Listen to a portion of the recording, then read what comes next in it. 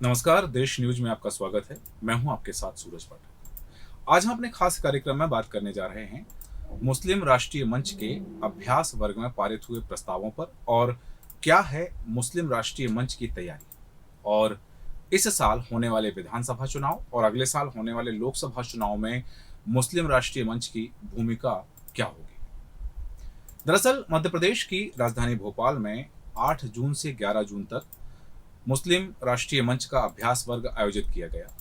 इस अभ्यास वर्ग में कई अहम फैसले लिए गए और कई महत्वपूर्ण विषयों पर चर्चा भी हुई। संभवतः यह पहला मौका है जब मध्य प्रदेश में राष्ट्रीय मुस्लिम मंच के अभ्यास वर्ग का आयोजन किया गया। विधानसभा चुनाव से पहले राष्ट्रीय मुस्लिम मंच का यह अभ्यास वर्ग खास मायने रखता है। हालांकि उत्तर प्रदेश में बीजेपी के हार्ड हिंदुत्व से उलट मध्य प्रदेश में मुख्यमंत्री शिवराज सिंह चौहान ने सर्वधर्म समभाव की ही सियासत की है, लेकिन फिर भी भोपाल उत्तर विधानसभा और मध्य विधानसभा दो विधानसभा सीटें जहां मुस्लिम आबादी ज्यादा है, दोनों ही सीटों पर कांग्रेस उम्मीदवारों को पिछले चुनाव में जीत मिली थी। उत्तर भोपाल तो कांग्रेस का मजबूत गढ़ बन चुकी है। 8 से 11 जून तक चलने वाले इस अभ्यास वर्ग में राष्ट्रीय मुस्लिम मंच के विस्तार की रणनीति के साथ जोड़े गए कार्यकर्ता एक राष्ट्र एक कानून के विचार को जनता तक पहुंचाने और जनता को समझाने पर भी चर्चा हुई है। मुस्लिम राष्ट्रीय मंच के राष्ट्रीय अध्यक्ष मोहम्मद अफजल के मुताबिक यह अभ्यास वर्ग व्यक्तित्व निर्माण के लिए आयोजित किया गया। मुस्लिम राष्ट्रीय मंच का लक्ष्य है भारत को दुनिया का नंबर 1 राष्ट्र बनाना। जो नौजवान मंच से जुड़ रहे हैं उन्हें प्रशिक्षण के माध्यम से बताया गया कि वे किस तरह नेशन फर्स्ट के लक्ष्य के साथ आगे बढ़ें, कैसे वे अच्छे नागरिक बने और अच्छे समाज का निर्माण करें। आपको बता दें कि मुस्लिम राष्ट्रीय मंच की 26 राज्यों के 350 से ज्यादा जिलों में शाखाएं हैं। मुस्लिम राष्ट्रीय मंच असल में संघ की ही एक शाखा है जो मुस्लिम वर्ग के बीच पिछले 21 वर्षों से काम कर रही है। इस दौरान मंच से 26 राज्यों के साथ 350 से ज्यादा जिलों में शाखाएं खोली गई। मंच के राष्ट्रीय संयोजक अबू बकर के अनुसार अभ्यास वर्ग में देश भर से 400 से 500 कार्यकर्ता जुटे। मुस्लिम राष्ट्रीय मंच का विस्तार कश्मीर से कन्याकुमारी तक हो, इसीलिए मंच समय समय पर ऐसे अभ्यास वर्ग आयोजित करता है। इससे पहले 2021 में यही अभ्यास वर्ग गाजियाबाद में आयोजित किया गया था। मुस्लिम राष्ट्रीय मंच के राष्ट्रीय संयोजक एस के मोहिउद्दीन का कहना है कि अभ्यास वर्ग बेहद महत्वपूर्ण है। इस अभ्यास वर्ग में भारत भारतीय और भारतीयता का पाठ पढ़ाया जाता है, आपसी सद्भाव की बात की जाती है। उन्होंने कहा कि हिंदुस्तान में रहने वाले सारे मुसलमान हिंदुस्तानी हैं, वे कहीं बाहर से नहीं आए हैं। भोपाल में आयोजित मुस्लिम राष्ट्रीय मंच के अभ्यास वर्ग में कई अहम फैसले लिए गए हैं। इस दौरान कॉमन सिविल कोड को लेकर आगे बढ़ने की तैयारी पर भी जोर दिया गया है। साथ ही 15 अगस्त से हर शुक्रवार को दोपहर की नमाज से पहले तिरंगा लहराने पर भी चर्चा करते हुए जोर दिया गया है और इसके लिए मुस्लिम समुदाय से बात करके मंच आमराय भी बनाएगा। मंच के संयोजक इंद्रेश कुमार ने इस संबंध में कहा है कि मुस्लिम राष्ट्रीय मंच कई महत्वपूर्ण निर्णय लिए गए हैं इस अभ्यास वर्ग में। उन्होंने कहा कि 15 अगस्त से हर शुक्रवार जहां दोपहर की नमाज अदा होगी, वहां 1 घंटे पहले अब मुस्लिम वर्ग के लोग तिरंगा लहराएंगे और मुस्लिम राष्ट्रीय मंच के अभ्यास वर्ग में एक देश एक कानून प्रस्ताव पारित किया गया है। दूसरी तरफ इंटरफेथ हार्मनी पर भी मंच ने प्रस्ताव पारित किया है कि अपने अपने दीन पर चले, दूसरे के दीन में दखल ना दो, धर्मांतरण से बचो और दूसरे के धार्मिक खुशियों में शामिल हो। इसके अलावा योग और इस्लाम पर भी चर्चा हुई है। आखिरकार इस बात पर भी सहमति बनी कि योग को धार्मिक दृष्टि से देखना बेवकूफी है। सबने यह माना कि योग सिर्फ व्यायाम नहीं, विज्ञान भी है। कोई भी इंसान जब नमाज पढ़ता है तो स्वतः ही वह योग कर रहा होता है, क्योंकि नमाज की अलग अलग मुद्राएं होती हैं। ठीक वैसी ही मुद्राएं योग में भी होती हैं। योग से जिस्म, दिल और दिमाग को मजबूती मिलती है। राष्ट्रीय परिप्रेक्ष्य में भारतीय मुसलमान विषय पर यह सर्वसम्मति से प्रस्ताव पारित हुआ कि हिंदुस्तानी मुसलमान भारतीय थे, भारतीय हैं और भारतीय रहेंगे।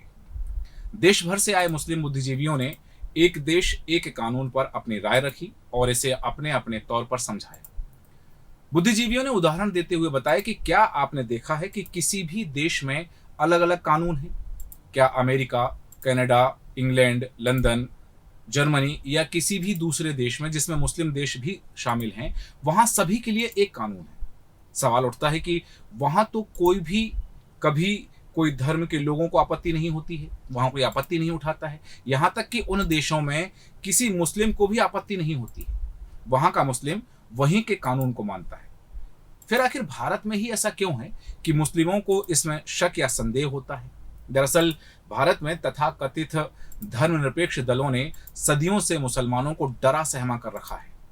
मंच का मानना है कि पूरी दुनिया में कोई भी ऐसा देश नहीं है जो एक कानून द्वारा शासित ना हो, इसलिए हमें अपनी विविधता का जश्न मनाकर एक राष्ट्र एक कानून के विचार को बरकरार रखते हुए एक उदाहरण पेश करना होगा। बुद्धिजीवियों की चर्चा के बाद मुस्लिम राष्ट्रीय मंच ने अपने पारित किए प्रस्ताव में साफ तौर पर कहा कि एक देश एक कानून सभी की रक्षा करेगा, उनका सम्मान करेगा और उन्हें स्वीकार करेगा। जिन्हें इस पर कोई शक या संदेह है तो उन्हें परेशानी नहीं होना चाहिए। मंच का मानना है कि एक देश एक कानून समूचे भारत के लिए एक कानून की वकालत करता है, जो शादी, तलाक, उत्तराधिकार एवं गोद लेने जैसे मामलों में सभी धार्मिक समुदायों पर लागू होगा, लेकिन किसी भी धर्म के आंतरिक मामले में कोई हस्तक्षेप नहीं है। मंच का साफ मानना है कि देश में इतने सारे धर्म हैं और उन सभी को एक देश एक कानून से सम्मान मिलेगा। मंच ने माना है कि भारतीय के रूप में हमें यह पहचानना चाहिए, अंततः हमारी एकता के बंधन के मूल में भारत भारतीय, हिंदुस्तान हिंदुस्तानी, भारत भारतीय और भारतीयता की सर्वोत्कृष्ट भावना निहित है। मंच ने माना है कि हमारे देश में विभिन्न धर्म हैं और असंख्य मतों के कारण शोषण और अन्याय की आशंका तो जरूर होती है।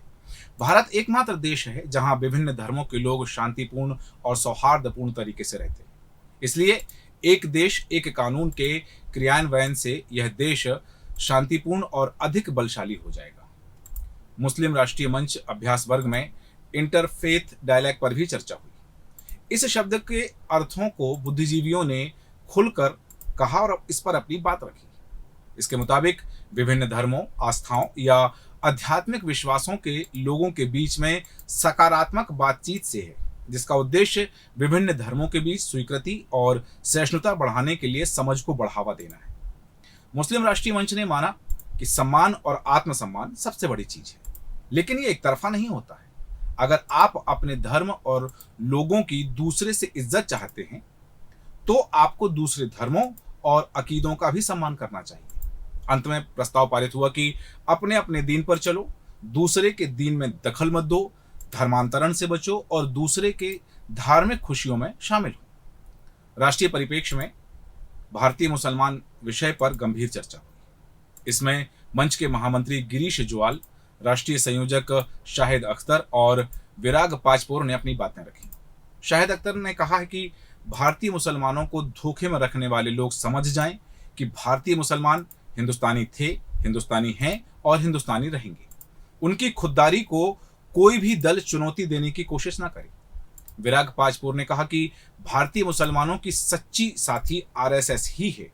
गिरीश जुआल ने आदम और हवा के समय से अभी तक के अनगिनत घटनाओं पर चर्चा की। योग पर चर्चा के दौरान कहा गया कि योग की उत्पत्ति भले ही सनातन धर्म से हुई हो, जिसके बाद बौद्ध और जैन धर्म ने भी इसे अपनाया है, लेकिन एक मुसलमान 5 वक्त की नमाज के अलावा योग का फायदा उठाना चाहे तो इसमें हर्ज क्या है?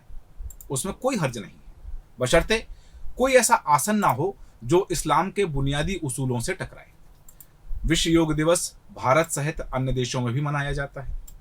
इसमें मुसलमानों को भी शरीक होना चाहिए, क्योंकि यह भारत की प्राचीन सांस्कृतिक पहचान है और इसकी महत्ता को आज पूरा विश्व समझ चुका है। यह हमारे देश के लिए गौरव की बात है। योग को धार्मिक दृष्टि से देखना बंद करना चाहिए, क्योंकि अब योग व्यायाम नहीं बल्कि विज्ञान का हिस्सा बन चुका है। इसके अलावा नमाज से योग की तरह ही शरीर और मन तरोताजा होता है। समाज नमाज के दौरान कयाम, रकू, सजदा, जलसा, सलाम फेरना प्रक्रिया से सिर से पांव के अंगूठे का व्यायाम होता है। इंद्रेश कुमार ने कहा कि 21 जून को योग दिवस है। प्रस्ताव पास किया गया है कि मुस्लिम राष्ट्रीय मंच की 2500 इकाइयां योग दिवस मनाएंगी। योग किसी मजहब जाति से नहीं है। दूसरा प्रस्ताव का विषय मजहब इस्लाम की ईद उल जुहा पर था। इसे कई लोग गलती से बकरीद भी कहते हैं, जबकि अरबी भाषा में बकर शब्द गाय के लिए कहा गया है। वो गाय की ईद थी, गफलतों में हिंसा की ईद बन गई। दूसरे प्रस्ताव में तय हुआ है कि ईद उल जुहा पर गाय की सेवा करेंगे, गाय का दान करेंगे। और तीसरे प्रस्ताव में घर घर गली गली रक्षाबंधन कार्यक्रम मनाए जाने की बात की गई है। अभ्यास वर्ग में निर्णय लिया गया है कि 29 जून को ईद उल जुहा पर गाय की कुर्बानी नहीं, सेवा और दान किया जाएगा। और साथ ही नारी के सम्मान में संकल्प लिया गया कि 30 अगस्त को रक्षाबंधन धूमधाम से मनाएंगे। प्रमुख केंद्रों पर 100 से अधिक स्थान पर देश भर में रक्षाबंधन का त्योहार मनाया जाएगा। 20 अगस्त से 30 सितंबर तक जन जागरण जनसंपर्क अभियान भी चलाया जाएगा। इंद्रेश कुमार ने कहा कि मुस्लिम को भड़काने वाली ताकतों से बचने के लिए अभियान चलाएंगे। गाय का रुतबा इस्लाम में इज्जत वाला है। तुलसी, रेहान, जिसे रेहान भी कहा जाता है, रेहान को जन्नती झाड़ बताया गया है। हिंदुस्तान को तालीम युक्त बनाने के लिए देश के अंदर यह मंच काम करेगा। 370 को हटाने के लिए 8,70,000 हस्ताक्षर तत्कालीन राष्ट्रपति प्रणब मुखर्जी को भेजे गए थे। गौ हत्या रोकने के लिए 10 लाख से अधिक हस्ताक्षर कर तत्कालीन राष्ट्रपति प्रणब मुखर्जी को दिए गए थे।